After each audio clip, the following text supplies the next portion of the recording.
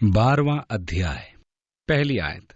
इसलिए हे भाइयों, मैं तुमसे परमेश्वर की दया स्मरण दिलाकर विनती करता हूं कि अपने शरीरों को जीवित और पवित्र और परमेश्वर को भावता हुआ बलिदान करके चढ़ाओ। यही तुम्हारी आत्मिक सेवा है। परमेश्वर ने हमसे न तो कोई अनावश्यक मांग की है और न ही करता है। सुसमाचार बिल्कुल तर्क सम्मत है। परमेश्वर ने कहा, आओ हम मिलकर विचार विमर्श करें। एक दार्शनिक मत है कि मनुष्य अपने विकास का स्वयं उत्तरदायी है। ये विचार मनुष्य को वास्तव में निराशा की ओर ले जाता है और वह तर्कहीन धार्मिक अनुमानों के पीछे भागने लगता है, क्योंकि उसके लिए सच्चाई निराशाजनक होती है। यदि आप तथ्यों का वास्तव में सामना करने को खड़े हो जाए तो सच्चाई आपके लिए निराशा ही उत्पन्न करेगी। आपके लिए सहायता का कोई मार्ग नहीं होगा। आपके पास आशा नाम मात्र को नहीं होगी। सब कुछ ढह जाएगा। यह सच्चाई है। यदि आप इस बात से सहमत न हो तो आप वास्तव में सच्चाई का सामना नहीं कर रहे हैं। आप सोचते तो होंगे कि आप ऐसी उलझन से उभर कर निकल सकते हैं। मनुष्य निराशा की स्थिति में नहीं रह सकता, इसलिए उसे अलौकिक संसार में विश्वास का कदम उठाना पड़ता है, जो तर्कहीन धार्मिक अनुभव कहलाता है। आपको असत्य के संसार में प्रवेश करना पड़ता है कि किसी प्रकार का धार्मिक अनुभव आप प्राप्त करें, जो कि आपको किसी तरह से उबारे और संभाले। हम निश्चय ही अनेक ऐसे लोगों को देखते हैं जो इस प्रकार के तर्कहीन धार्मिक अभ्यास जैसे अंतर्ध्यान होना या अन्य आध्यात्मिक कार्यकलाप करते हैं, और वे प्रचार करते हैं कि उन्हें कैसे शांति, शीतलता, शुद्ध प्रेम का बोध या शारीरिक झुंझुनी या भावनाएं प्राप्त होती हैं। मैं तो यही कहूंगा कि यह सब अधार्मिक अनुभव है। मुझे ऐसा अनुभव हुआ। इसी को तो तर्कहीन अनुभव कहते हैं, परंतु बाइबल की शिक्षा ऐसी नहीं है। बाइबल एक तर्कपूर्ण संबंध के बारे में समझ प्रदान करती है। बाइबल में परमेश्वर कहता है कि आओ हम मिलकर तर्क सम्मत विचार करें, क्योंकि तुम इसकी खोज में संघर्ष कर रहे हो। बाइबल कहती है कि अपने देह को परमेश्वर के लिए जीवता बलिदान प्रस्तुत करो। यदि आप इस परामर्श पर ध्यान दें तो ये कैसा तर्कपूर्ण प्रतीत होता है कि अपने देह को परमेश्वर के लिए जीवता बलिदान प्रस्तुत किया जाए। आपने 11वें अध्याय के 33वें पद में देखा, आहा, परमेश्वर का धन और बुद्धि और ज्ञान क्या ही गंभीर है। क्या यह तर्कपूर्ण नहीं कि परमेश्वर बुद्धिमान है और बहुत अधिक जानता है। अतः यह तर्कपूर्ण विचार है कि मैं ऐसे परमेश्वर को अपने देह एक जीवते बलिदान स्वरूप समर्पित कर दूं कि वह मेरी अगुवाई करे और मुझे दिशा निर्देश प्रदान करे। मेरे लिए अपने जीवन और योजनाओं की रूपरेखा तैयार करने का प्रयास करना तर्कहीन वरन मूर्खतापूर्ण प्रयास है। तर्क तो वास्तव में यह है कि मैं अपना जीवन और निर्णायक तथ्यों को परमेश्वर के हाथों में सौंप दूं कि वह मेरे जीवन में मुझे दिशा निर्देश प्रदान करे।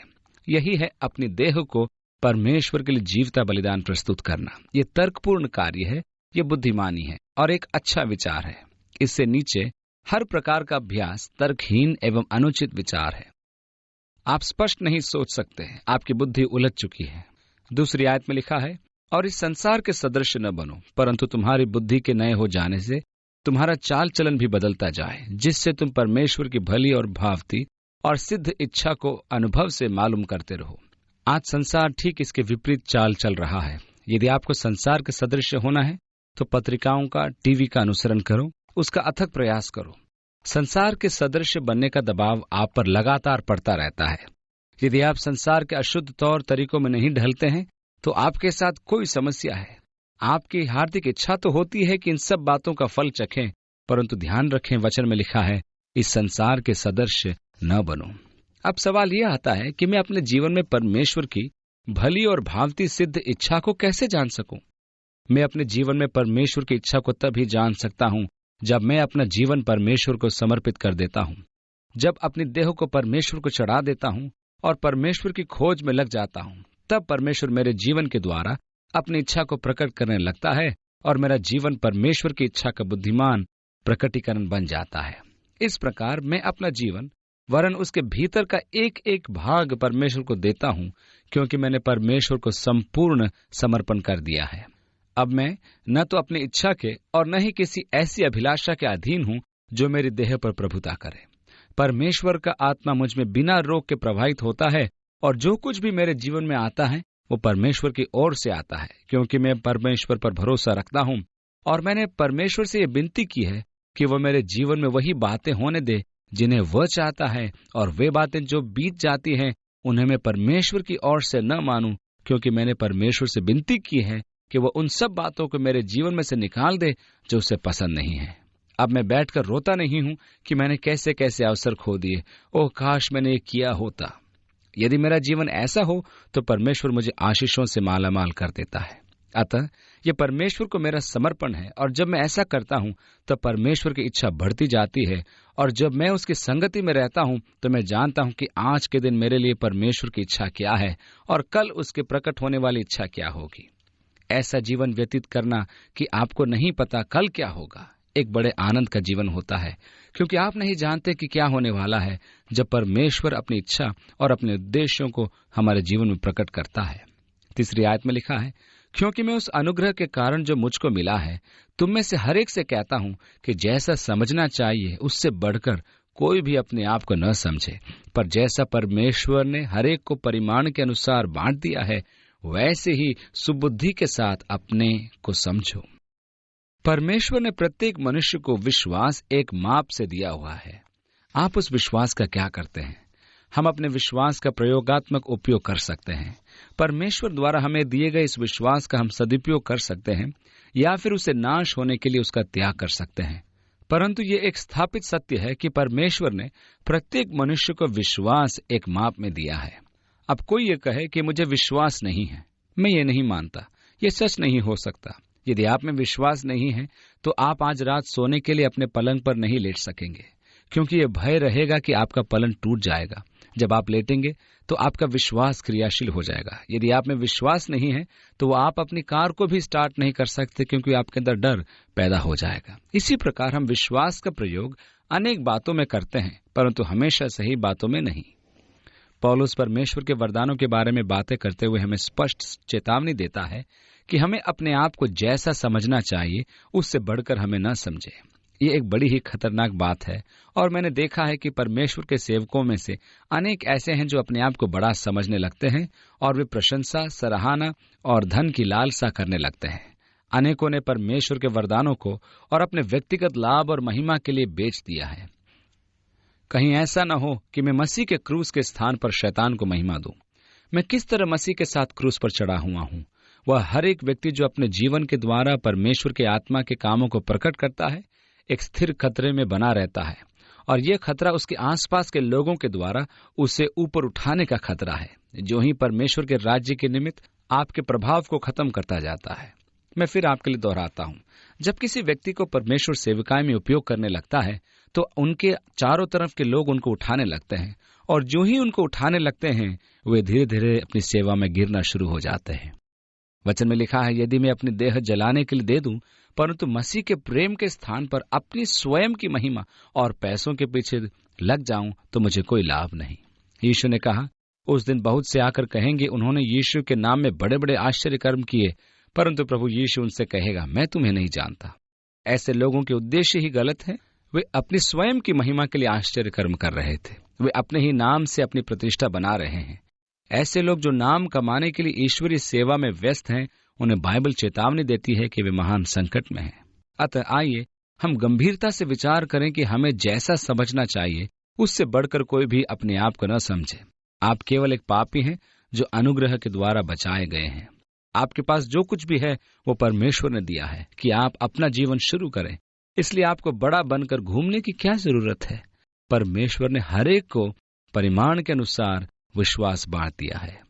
चौथी आयत से आगे, क्योंकि जैसे हमारी एक देह में बहुत से अंग हैं और सब अंगों का एक ही सा काम नहीं, वैसे ही हम जो बहुत हैं मसीह में एक देह होकर आपस में एक दूसरे के अंग हैं। परमेश्वर ने मुझे आंखें दी और इस उद्देश्य से कि वे काम करें। वे बहुत अच्छे से देख सकती हैं, परंतु उनकी समस्या यह है कि वे सुन नहीं सकती। मैं अपने कानों से देख नहीं पाता या अपने आंखों से सुन नहीं पाता। क्यों? क्योंकि शरीर के हर एक अंग को अलग अलग कार्य सौंपा गया है। शरीर के सब अंग एक ही काम नहीं करते, क्योंकि उन्हें एक ही काम करने के लिए नहीं बनाया गया। इसी प्रकार हम भी मसीह की देह के विभिन्न अंग हैं जिन्हें मसीह की देह में जोड़ा गया है।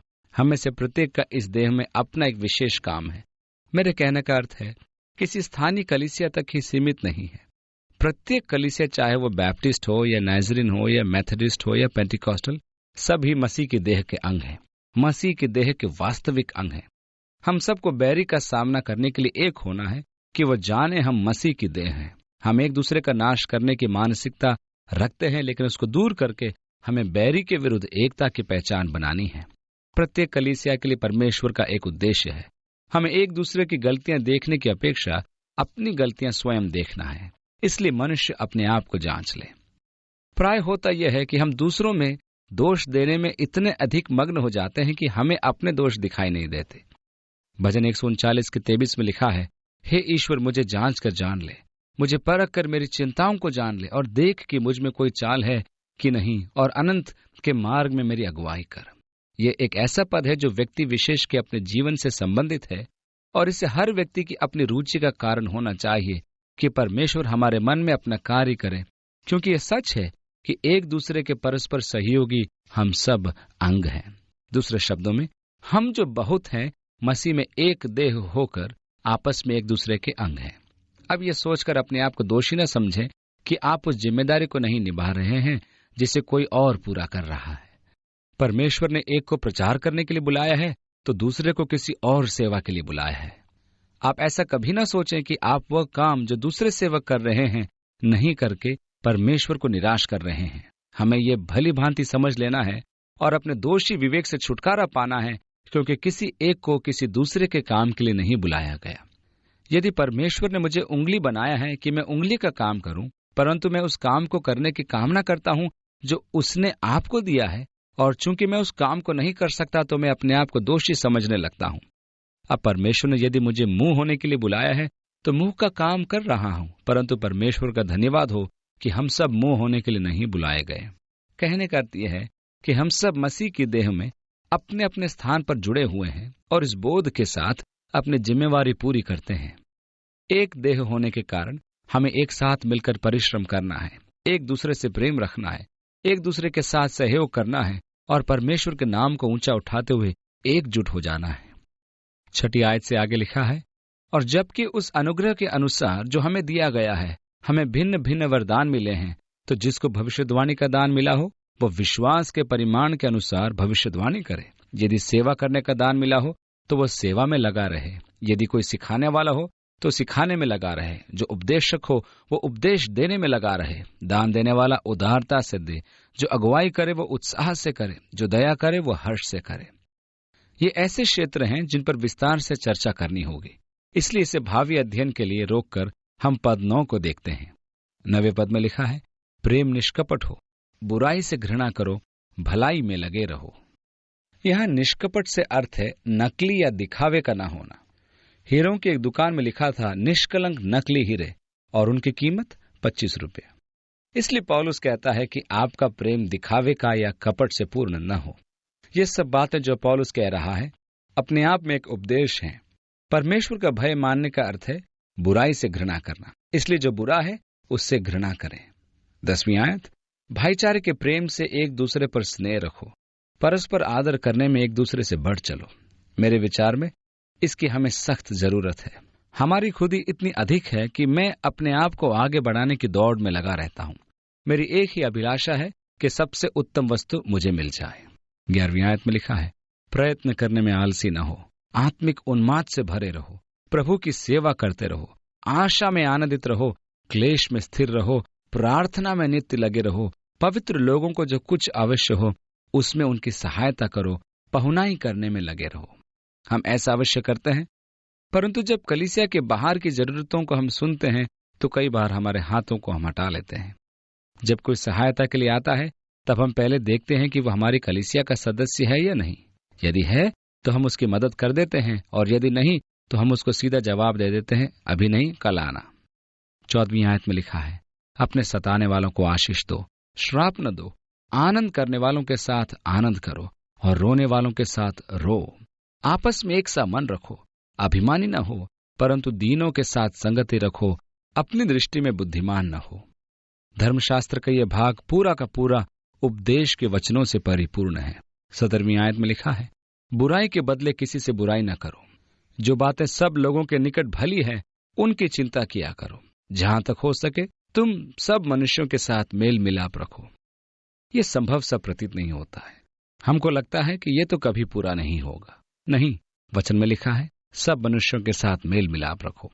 21वीं आयत, बुराई से न हारो परंतु भलाई से बुराई को जीत लो। कितना महान उपदेश! मनन करने का विचार बनाएं जो हमें लौटाकर पद 9 पर लेकर आएगा। और ध्यान देते हुए मनन करने में समय हमको लगाना होगा और ये देखना होगा कि ये सब बातें आपके जीवन में कैसे लागू होती हैं और कैसे काम में लाई जा सकती हैं, वरन आप कैसे इन बातों पर अधिकाधिक आचरण कर सकते हैं। आप ये भी देखेंगे कि आप कैसे परिपूर्ण योजना बनाकर उसे कार्यरूप प्रदान कर सकेंगे। ये वे बातें हैं जिनकी खोज आपको यत्न से करनी है और उन पर चलना है, जिससे कि हम अपने स्वर्गीय पिता को प्रसन्न करने वाला जीवन बिताएं। इस प्रकार धर्मशास्त्र का यह भाग मनन के लिए आवश्यक है और मैं आपको प्रोत्साहित करना चाहता हूं कि आप इस गद्यांश पर अवश्य मनन करें, क्योंकि लिखा है, तेरा वचन पांव के लिए दीपक और मेरे मार्ग के लिए उजियाला है। मैंने ये देखा है कि परमेश्वर का वचन कई बार मेरे भीतर अंधेरे पक्षों में सर्च लाइट या टॉर्च के समान काम करता है। कई बार वचन ने सीधी मेरे मन से बातें की हैं और मुझे मेरी कमजोरी का बोध कराते हुए ज्ञान प्रदान किया है। वचन आपके जीवन और मन में काम करे और आपको उन ईश्वरीय आदर्शों की ओर लेकर चले जिन्हें परमेश्वर चाहता है कि आप मसीह यीशु के साथ चलने में अपना आचरण बना लें। प्रभु आपको आशीष दे और आपके साथ हो और आपको मसीह आचरण में बल प्रदान करे कि आप धार्मिकता और परमेश्वर की महिमा के फल उत्पन्न करें। आप वचन के सुनने वाले ही नहीं पर उस पर चलने वाले भी बने। प्रभु आपको आशीष दे। आमीन।